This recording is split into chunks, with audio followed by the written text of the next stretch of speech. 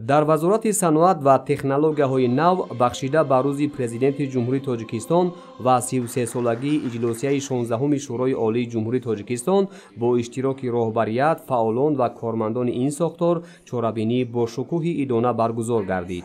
Зикр шуд ки таҷлили ин санаи муҳими таърихӣ шукргузорӣ аз пойдории давлату миллат, ҳастии забону фарҳанг ва ҷасорату фидокории роҳбари хиратманду раъиятпарвар ва оқилу нотакрори миллат муҳтарам Эмомалӣ Раҳмон мебошад.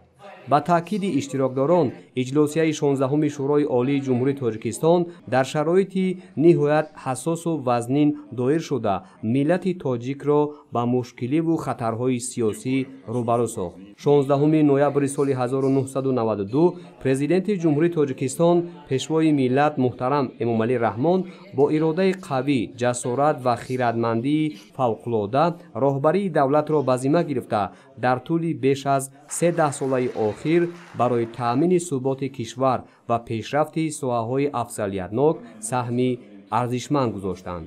муҳаббату самимият нисбат ба президенти Ҷумҳурии Тоҷикистон дар қалбҳои мардуми кишвар ва тоҷикони ҷаҳон ҷой гирифта, таҷассумгари маҳбубияту эътирофи ин чеҳраи сатҳи ҷаҳонӣ аст. сиёсати пешгирифтаи пешвои миллат муҳтарам Эмомалӣ Раҳмон боиси таҳкими соҳаҳои мухталифи иқтисодиёт, аз ҷумла рушди саноат, ки ба баланд бардоштани сатҳи зиндагии мардум ва таҳкими худшиносии миллӣ мусоидат менамояд, равона гардид.